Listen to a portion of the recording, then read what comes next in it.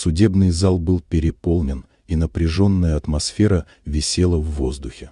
Люди переговаривались шепотом, но каждый взгляд был прикован к одной фигуре молодой чернокожей девушки, которая стояла перед судьей. Она выглядела спокойной и собранной, ее осанка была прямой, а выражение лица оставалось непроницаемым. Несмотря на это, можно было почувствовать невидимое давление, исходившее от окружающих. В зале явно витало предвзятое отношение. Кто-то рассматривал ее с любопытством, кто-то с недоумением, а кто-то и вовсе с откровенным скепсисом.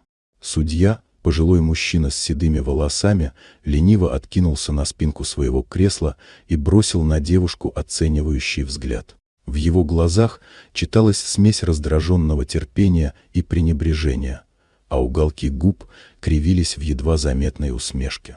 Казалось, он уже сделал для себя выводы и не испытывал ни малейших сомнений в том, каким будет исход этого слушания. Все его поведение говорило о том, что перед ним всего лишь еще одна обвиняемая, очередное незначительное дело, не стоящее его времени.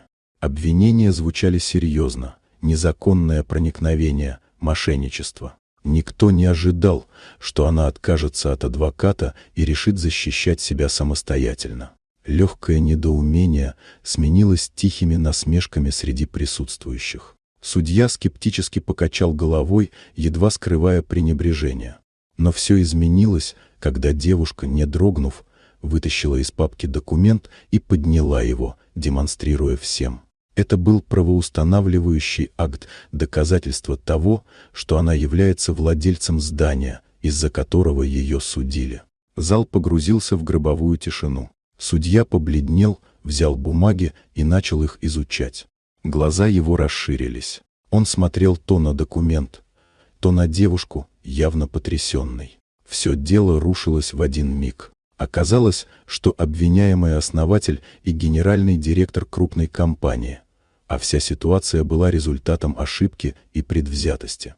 Теперь уже не она стояла под осуждающим взглядом, а сам судья. Ошарашенные лица юристов, тяжелое молчание в зале, растерянность в движениях человека, который еще минуту назад был уверен в своем превосходстве. Девушка не сказала ни слова, ее документы и сам факт ее присутствия в этом зале говорили красноречивее любых речей. Вот такая удивительная история. Дорогие друзья, если вам понравилось видео, поставьте лайк, а также подписывайтесь на канал, впереди еще много интересного.